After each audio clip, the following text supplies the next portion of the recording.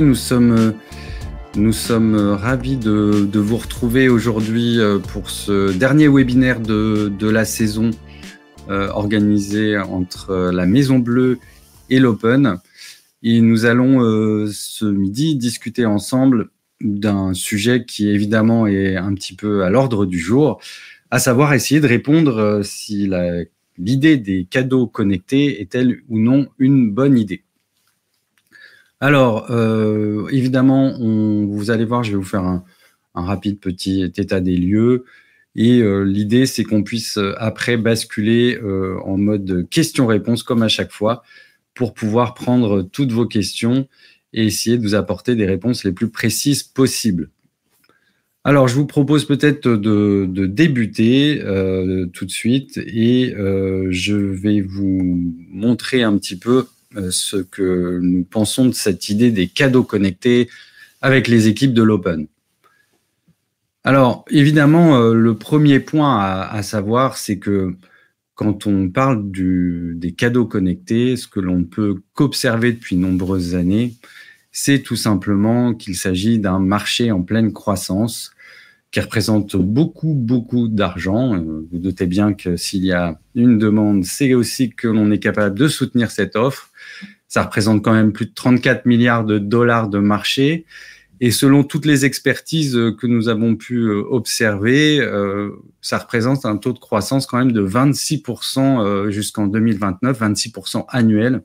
Vous vous doutez bien que derrière tout ça se cache évidemment une diversité du marché, mais surtout un besoin de répondre aux demandes qui sont de plus en plus nombreuses, qui émanent souvent des parents, et notamment quand il s'agit de regarder un petit peu ce qui se joue en France.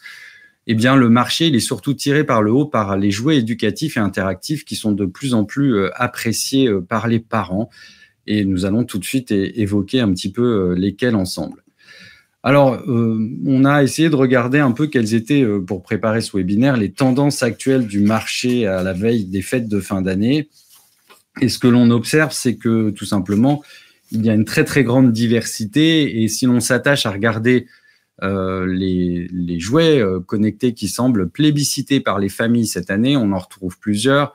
Vous avez tout en haut de l'écran des petites boîtes à histoire qui consistent à tout simplement pouvoir télécharger des histoires pour son enfant et lui permettre ainsi d'écouter des histoires préenregistrées. Et puis vous avez au centre de l'écran une petite peluche connectée qui semble avoir le vent en poupe cette année, qui s'appelle Gaston. Et Gaston, lui, il est présenté comme étant un jouet qui va permettre de travailler les émotions avec son enfant. Vous voyez qu'il y a autant d'offres et d'objets. Évidemment, on ne nous a pas présenté une liste exhaustive, mais plutôt essayer de rassembler pour vous ce matin un peu les jouets qui ont le vent en poupe et qui sont à la mode. Et vous voyez qu'il y a d'ores et déjà plusieurs types de jouets qui sont offerts à vos enfants, avec évidemment derrière la question du choix qui se pose, on y viendra tout à l'heure.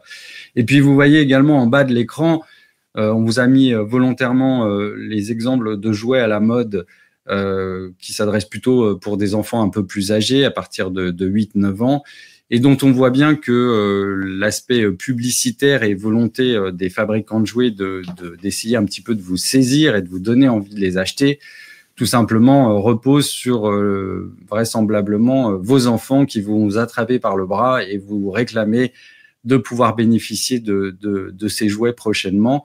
Et ces jouets qui s'inspirent directement des outils numériques que nous autres adultes, parents et autres personnes présentes dans la vie des enfants ne cessons d'utiliser devant eux, avec évidemment des pauses très suggestives quant à des phénomènes du type influence que l'on retrouve chez les ados et que l'on tente d'inclure et de faire rentrer dans la vie des enfants de plus en plus tôt.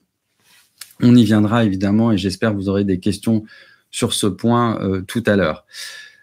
Quand il s'agit de regarder un petit peu également un autre marché qui prend beaucoup d'ampleur, vous avez également tous les outils numériques que nous utilisons dans notre quotidien en tant qu'adultes qui retrouvent leur copie sous forme de jouets.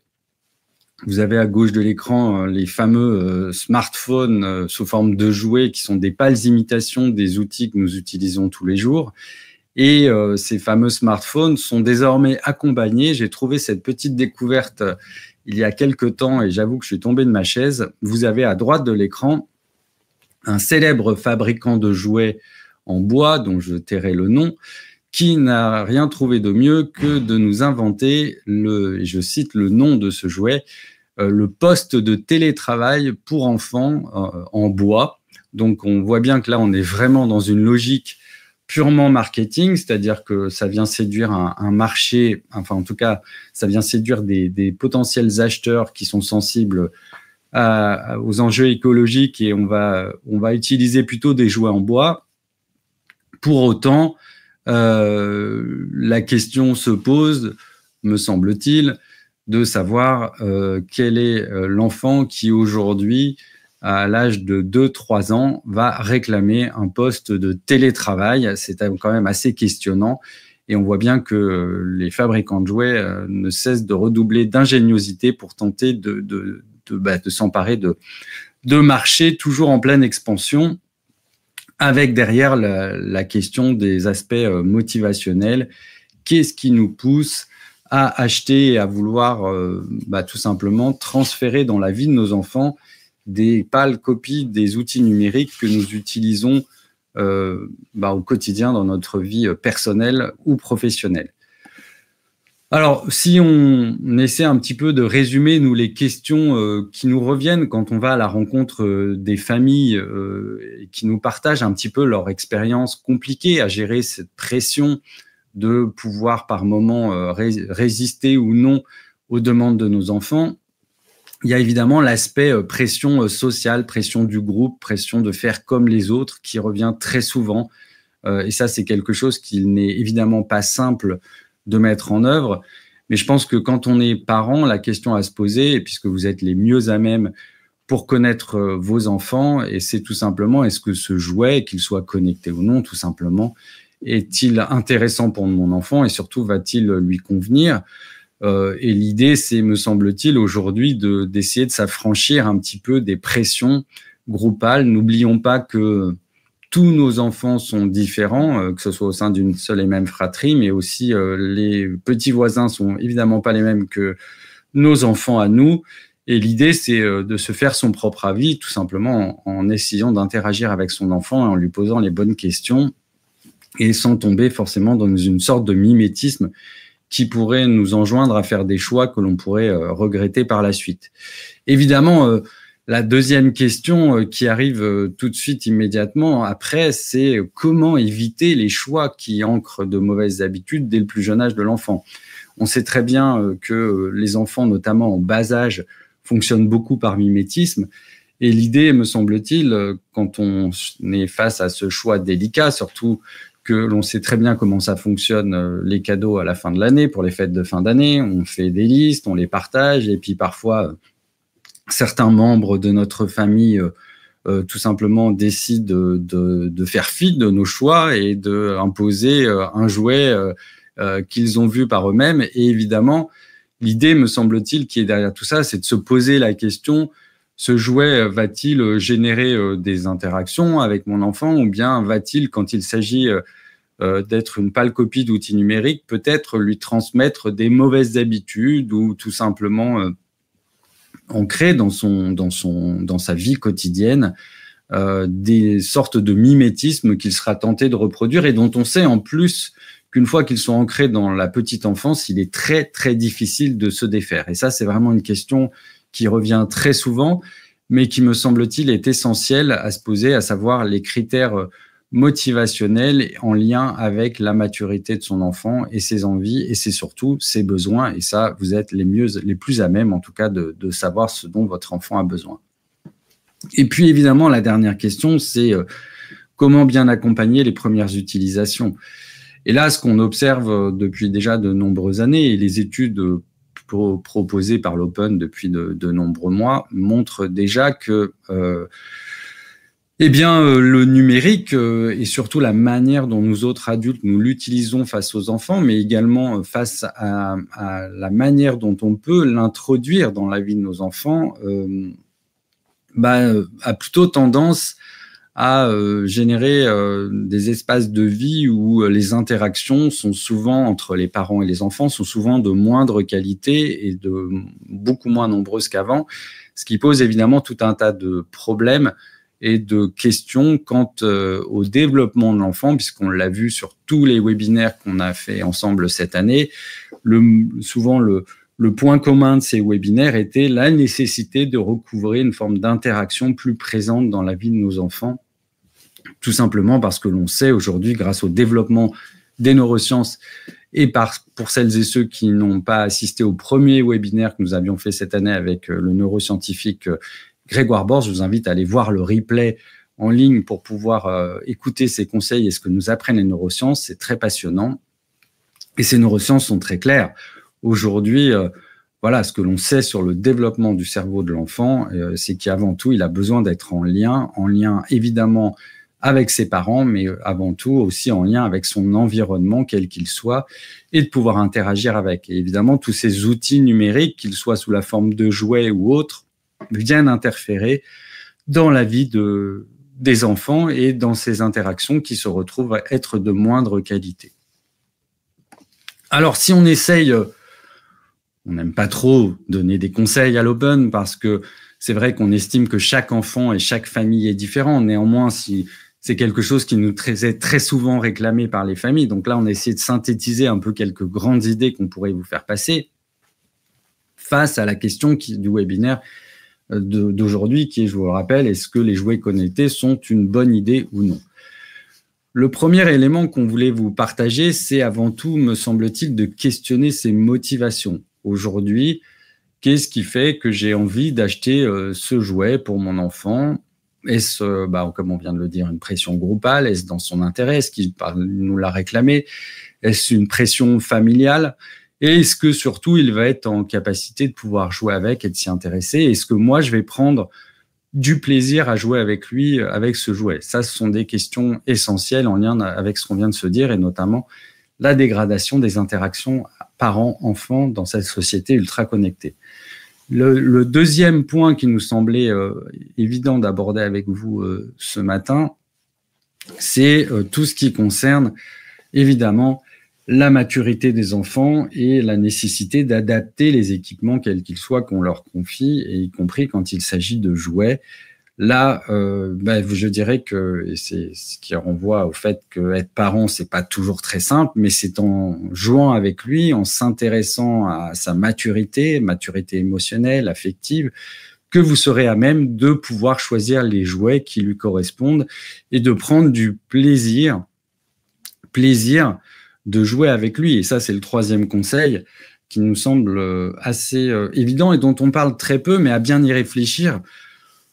Aujourd'hui, l'enjeu, on l'entend de plus en plus dans la bouche de certains psys, pour remettre en place des interactions qui font souvent défaut, ça serait peut-être de changer un peu de braquet en tant qu'adulte et de se dire, tiens, plutôt que de lui acheter un jouet qui lui fait plaisir, si je choisissais un jouet qui me fait plaisir à moi en tant que parent.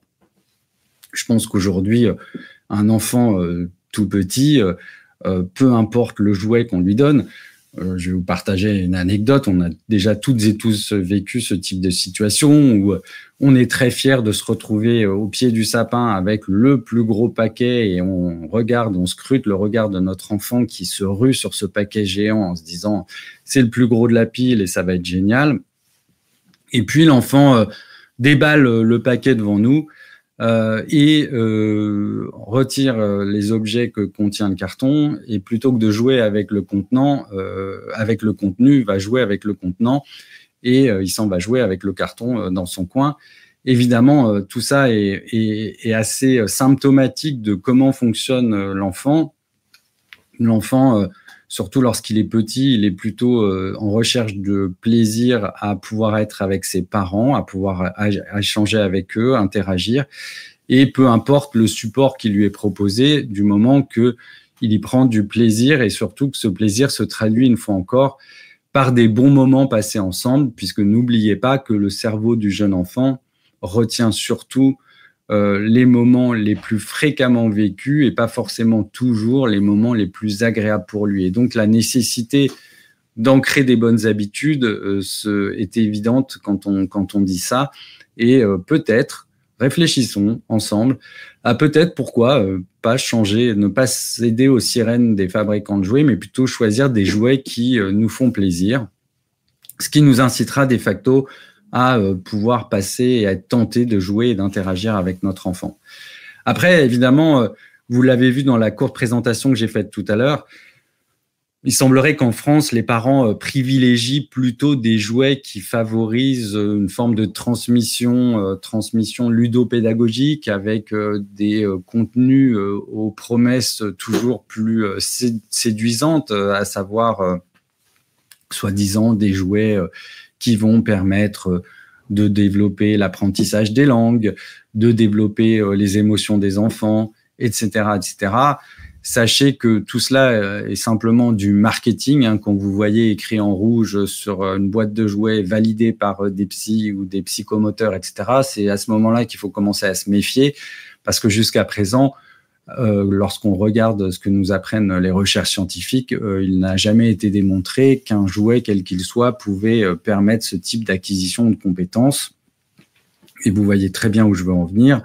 L'enjeu est avant tout, pour permettre à l'enfant de se développer normalement, une fois encore, de plutôt être en interaction avec lui et à aucun moment un jouet, quel qu'il soit, même s'il est interactif, permettra de se substituer à ces interactions aussi essentielles que sont celles qu'il peut avoir avec ses parents notamment. Et puis évidemment, on l'a déjà évoqué, le dernier conseil, c'est sortir du piège, on fait comme les autres. Et cette espèce de pression très forte qui pèse sur vos épaules, sur les épaules de l'ensemble des adultes, qui les pousse en permanence à vouloir faire en sorte que leur enfant potentiellement ne se sente pas exclu de son groupe d'amis qu'il est en train de se constituer ou des enfants du même âge. On a tous et toutes déjà vécu peut-être des anniversaires chez les uns, chez les autres, où les enfants reviennent avec une tonne d'idées en rentrant de cet anniversaire au regard de ce qu'ils ont pu observer chez leurs copains, copines. Je pense qu'aujourd'hui, dites-vous bien que vous seul connaissez votre enfant, vous seul connaissez ce dont il a besoin, et il faut vraiment qu'on résiste globalement tous ensemble à cette pression qu'on se met en tant qu'adulte, en tant que parent, à vouloir faire comme les autres, parce que tout simplement, nos enfants ne sont pas ceux du voisin, ne sont pas ceux de la voisine, et sont différents, et nécessitent que l'on adapte, y compris l'achat des jouets que l'on propose, en tenant compte de cette spécificité et de cette unicité. Ce sont des individus à part entière, avec leur propre petit caractère, leur propre développement qui est souvent différent du voisin ou de la voisine et qui nécessite qu'on s'adapte en permanence. Et ça, la meilleure moyen de le faire, c'est de justement passer du temps avec lui et de jouer ensemble pour essayer de prendre contact et de prendre surtout connaissance avec sa maturité émotionnelle et affective. Et puis, nous, ce qu'on se disait à l'Open, et ce qui semble assez logique au final, c'est que cette question des jouets connectés, en fin de compte, c'est également une bonne occasion pour peut-être commencer à ancrer des bonnes habitudes et questionner les pratiques numériques familiales. Le premier point, c'est qu'il ne faut pas oublier que les jeunes enfants fonctionnent essentiellement par mimétisme. Et donc, notre exemplarité en tant qu'adulte, notre manière d'utiliser ces outils face à eux est primordiale, parce que on observe de plus en plus souvent des pédiatres qui s'alarment, ou même des enseignants, ou même on est beaucoup en contact avec les éducateurs jeunes enfants qui travaillent au sein des crèches, notamment de la Maison Bleue, et qui nous rapportent souvent des enfants qui, par exemple, vont saisir un livre et vont être tentés de passer le doigt dessus comme s'il s'agissait d'un smartphone ou d'une tablette. Et là, quand on observe ça, on se dit, non, l'écran n'est pas forcément le problème en tant que tel, mais à cet âge-là, c'est plus ce que l'enfant a pu observer, notamment du comportement des adultes qui gravitent autour de lui. Et à force d'observer des adultes qui sont en permanence le nez sur leur smartphone ou sur leur tablette et qui vont glisser le doigt, l'enfant est tenté de reproduire ce geste. il ne s'agit pas d'un développement d'une compétence quelconque, mais bel et bien d'une forme de mimétisme dont on sait qu'il est au cœur du développement des enfants, surtout quand ils sont très jeunes. Donc voilà, une fois encore, l'exemplarité, attention, soyons vigilants en tant qu'adultes à la manière dont on utilise ces outils numériques, surtout face aux jeunes enfants, parce que souvent, ils sont tentés de reproduire ces gestes en les déconnectant complètement de tout semblant de réalité dans leur capacité à utiliser ces outils. C'est pas le sujet, mais plus une forme de reproduction de gestes qu'ils ont observés chez les adultes. Évidemment, on l'a évoqué, et c'est le deuxième point de cette diapositive sur le questionnement des pratiques numériques familiales. On l'a évoqué lors du dernier webinaire, mais c'est bien de le rappeler, parce qu'on sait qu'au moment des fêtes de fin d'année, ça rentre en ligne de compte. Il faut éviter de tomber également dans le piège au sein des familles, des grands frères, des grandes sœurs, ou dont on sait que le petit dernier est souvent très enclin à réclamer et à vouloir utiliser les jouets de ses aînés. Et ça nécessite évidemment une approche différenciée, alors qui peut parfois, et j'en conviens, ne pas être simple à gérer parce que ça peut être l'occasion notamment de conflits ou de petites crises, mais qui nécessite, nous semble-t-il, d'adapter une fois encore les choix que nous faisons en s'affranchissant tout simplement des pressions, cette fois-ci pas sociétales ou de notre groupe de pairs, mais plus de ce qui se passe au sein de la famille et de la pression qui peut parfois arriver par le biais des grands frères et grandes sœurs. Mettre des limites, mettre un cadre et expliquer tout simplement à son enfant qu'il n'a pas le même âge que son frère ou sa sœur et que c'est logique qu'il ne puisse pas avoir accès aux mêmes outils, même lorsqu'il s'agit d'outils numériques, nous semble-t-il, trouve toute sa place dans le déploiement d'une stratégie éducative cohérente en lien avec l'utilisation de ces outils numériques. Évidemment, on l'a déjà dit plein de fois, mais puisque c'est le dernier webinaire de l'année, c'était important de vous le rappeler. Pour aujourd'hui, la littérature scientifique est assez claire. L'enjeu, nous semble-t-il, aujourd'hui, pour éviter cet impact parfois délétère qui est reproché aux écrans, est de permettre au maximum, et ce dès le plus jeune âge de l'enfant, de développer des temps d'écran partagés. Temps d'écran partagés qui vont s'inscrire au service d'interaction avec les jeunes enfants. On vous l'a déjà dit, mais c'est important de le répéter. Quand vous mettez vos enfants, même lorsqu'ils sont tout petits, et attention, il faut l'éviter le plus possible, devant un écran, devant un petit dessin animé pour des raisons de fonctionnement familial quotidien, essayez de vous asseoir à côté d'eux et de passer au maximum du temps lorsqu'ils regardent ces écrans, tout simplement parce que ça vous permettra de pouvoir mettre des mots sur ce qu'il a vu, et on sait qu'en faisant ça, le cerveau de l'enfant va retenir qu'il a passé un bon moment avec papa et maman et que surtout il a interagi avec lui, ce qui ne devrait pas présenter de problématiques particulières quant à son développement futur. Et puis, si jamais, on le sait, aujourd'hui c'est une question qui est au cœur de l'actualité, puisque vous le savez, la France a fait le choix depuis le mois de juillet dernier de rendre obligatoire tous les outils numériques qui sont connectés à Internet, quels qu'ils soient, de faire en sorte qu'ils soient équipés d'un contrôle parental qui soit installé par défaut. Et si vous faites le choix d'utiliser un contrôle parental, sachez que il faut quand même avoir en tête, surtout lorsque les enfants sont petits, que c'est un peu comme mettre une ceinture de sécurité en voiture. Le fait de mettre une ceinture de sécurité ne vous empêche pas d'avoir un accident, et le contrôle parental est exactement la même chose que pour la voiture et la ceinture de sécurité. Ça ne peut en aucun cas venir se substituer à la fois à votre vigilance, mais aussi à tout le cadre éducatif que vous pourrez construire autour de vos enfants pour les accompagner dans leurs pratiques numériques. Donc, le contrôle parental, c'est très bien, installez-le, profitez de ces offres qui vont être maintenant déployées sur l'ensemble des outils. C'est aussi souvent l'occasion de se poser un peu en famille et de réfléchir un peu à comment tout ça fonctionne, de mettre des règles, des limites en fonction de l'âge des enfants et de se questionner en tant qu'adulte sur ses propres pratiques. Mais attention, c'est en aucun cas la solution miracle. Et puis, le dernier point, et pas des moindres, on a souvent parlé des écrans dans ces webinaires, mais l'essentiel, évidemment, consiste en tant qu'adulte pour nous à nous intéresser plutôt à ce qui se passe à l'intérieur des écrans,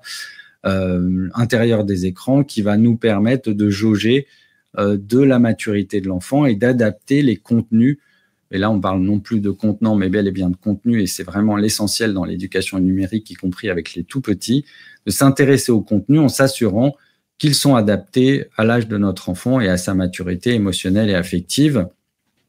Évidemment, pour ce faire, vous avez là encore la possibilité de vous appuyer sur certains outils dont font partie les signalétiques, que ce soit les films qui sont diffusés à la télévision, même qu'on retrouve sur les plateformes de SVOD, films, dessins animés qui sont souvent accompagnés de signalétiques. Ça vous donne un repère. C'est pas toujours quelque chose sur lequel les parents s'appuient, mais au moins ça vous donne un repère qui vous permet de vous questionner et même, par le biais du contrôle parental, parfois de paramétrer les outils en évitant que vos enfants ne puissent tomber au gré de leur séance de surf ou de clic sur vos tablettes et autres smartphones sur des contenus qui ne sont pas adaptés à leur âge.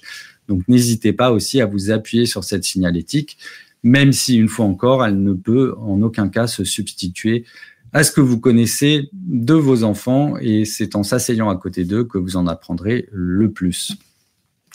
Voilà un petit peu ce qu'on pouvait vous dire sur ces jouets connectés. Si ces sujets vous intéressent, et notamment le sujet des jeunes enfants et des écrans, sachez que sur le site de l'Open, qui une fois encore s'adresse vraiment aux parents et aux professionnels, nous avons un dossier thématique autour des jeunes enfants et des écrans que vous pouvez aller consulter, au sein duquel vous retrouvez tout un tas de ressources et des documents à télécharger, des avis, des conseils qui, nous l'espérons, pourront vous aider à faire les choix les plus appropriés pour vous et vos enfants. Voilà, ça fait déjà 28 minutes que je parle, ça passe très vite. Et si on veut tenir le temps imparti, je voulais peut-être vous laisser la possibilité de poser des questions. Le chat est à votre disposition pour ce faire. Allez-y, n'hésitez pas. C'est à vous si vous le souhaitez.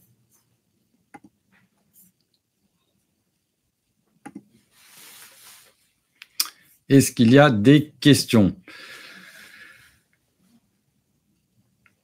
Alors, il y a Aurore qui ne nous posait pas une question, mais qui nous adressait plutôt une remarque que je trouve assez intéressante et que je vais afficher à l'écran, et qui nous disait que tout cela dépend de l'âge de l'enfant, mais aussi déjà des jeux de société, car beaucoup de jeunes aujourd'hui ne savent pas ce que c'est que le Uno, le Monopoly, etc. Et passer du temps ensemble en jouant à des jeux de société, ça leur a créé du lien en famille. Bien sûr, Aurore, c'est tout à fait le cas. Parfois aussi, on peut prendre plaisir à aller ressortir du placard des jeux de société auxquels on jouait quand nous étions plus jeunes avec nos propres parents. Et ça peut permettre de recréer du lien. Non, aujourd'hui, contrairement à ce que l'on pense, tous les enfants ne sont pas obsédés par uniquement les outils numériques. Et surtout lorsqu'ils sont petits, n'oublions pas qu'avant tout, ce qu'ils recherchent, c'est des interactions.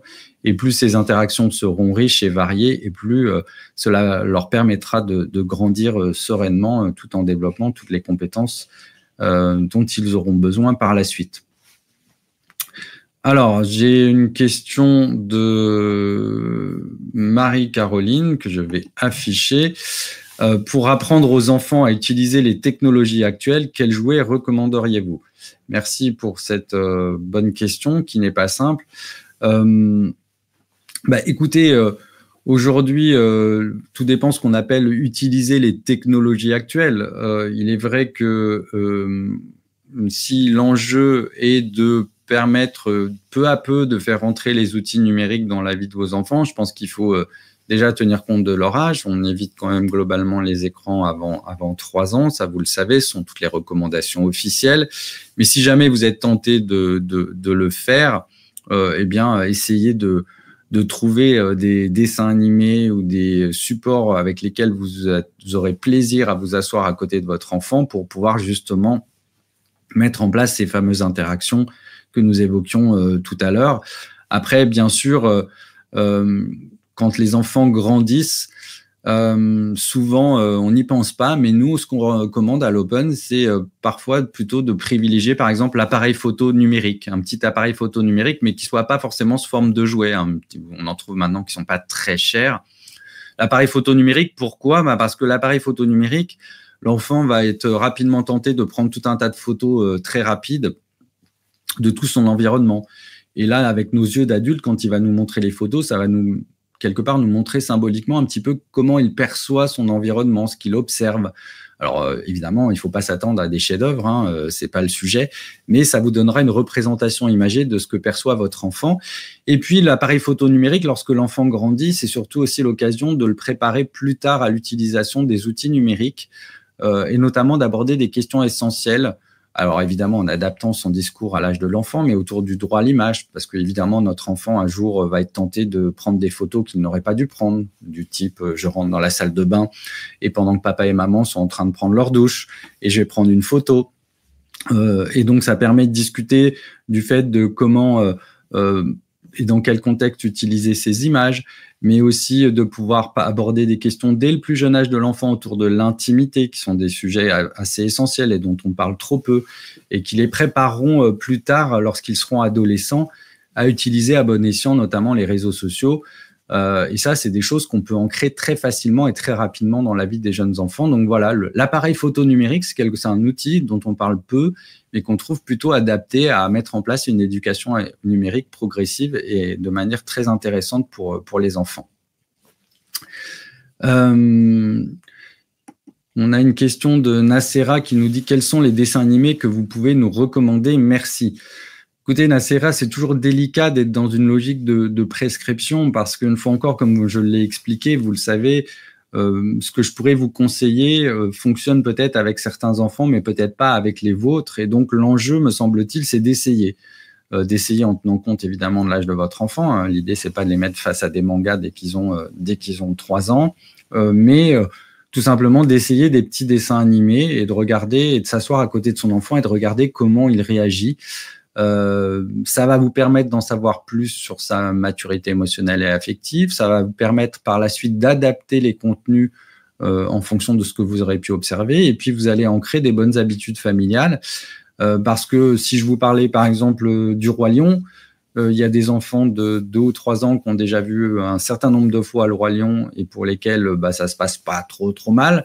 Et puis, vous avez des enfants de 6-7 ans qui vont le regarder une fois et qui vont faire des cauchemars pendant plusieurs semaines. Donc, vous voyez que tout est une question d'individu et aussi d'accompagnement pour les adultes que nous sommes dans notre capacité à mettre des mots sur les images, à les déconstruire. Et quand on sent qu'il y a quelque chose qui vient choquer, qui vient heurter, qui vient questionner notre enfant, on l'accompagne, on met des mots et on dépassionne parce que ça évite justement potentiellement que des images au caractère traumatique potentiel viennent s'immiscer dans la vie de notre enfant et occasionner des dégâts qui nous auraient échappé. Donc c'est tout simplement un peu de l'empirisme. Il faut tester en fonction de vos enfants. Et je dirais, Nacera, que vous êtes la plus à même, la mieux placée pour pouvoir jauger de ce qui est adapté à votre enfant, mais pour ce faire, ça demande un tout petit effort et de passer du temps avec lui.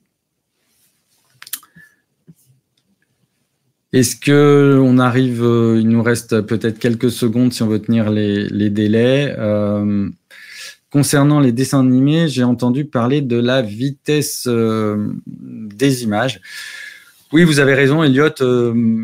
La vitesse des images est souvent, en fin de compte, notamment pour les jeunes enfants, avant 2-3 ans. Alors aux États-Unis, il s'agit de 2 ans quand on déconseille les écrans. En France, on est sur un principe de précaution un peu plus élevé, autour de 3 ans. Mais ce que nous montrent les neurosciences, c'est qu'en fin de compte, un enfant qui regarde un dessin animé, c'est pas potentiellement que le dessin animé est néfaste pour lui, c'est juste que son cerveau n'est pas prêt, en effet, à comprendre et à réaliser ce qui se passe à l'intérieur de l'écran en raison de la fréquence très rapide des images et des couleurs qui clignotent dans tous les sens, mais surtout en raison de la maturité de son cerveau qui n'est pas prêt. Et vous voyez où je veux en venir.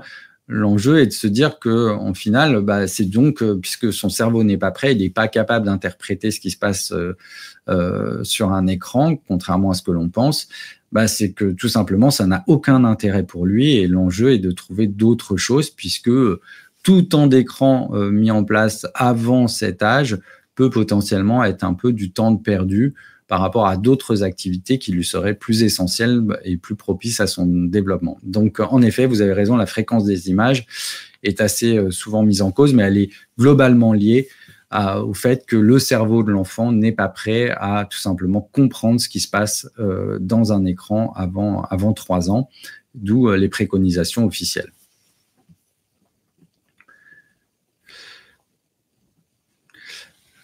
Écoutez, il est 12h51. Si on veut respecter vos pauses déjeuner, le temps que vous nous avez gentiment accordé, je propose que on s'arrête là pour aujourd'hui. Je voulais vraiment vous remercier. Vous avez été très nombreux à nous suivre sur ce webinaire. Sachez que ce webinaire, comme les autres, sera accessible prochainement sur la chaîne YouTube de la Maison Bleue et sur celle de l'Open. Et vous pouvez donc revisionner l'ensemble des webinaires de l'année sur ces différents lieux. Et puis, il ne nous reste plus qu'à vous souhaiter une très bonne fin d'année, en vous souhaitant de très bonnes fêtes à toutes et à tous.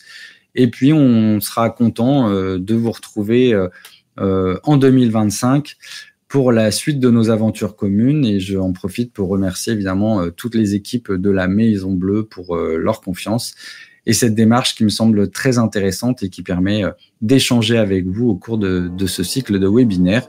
Donc, belle fin d'année à toutes et à tous, et on se retrouve l'année prochaine pour de nouvelles aventures. À très bientôt et prenez soin de vous. Bye bye.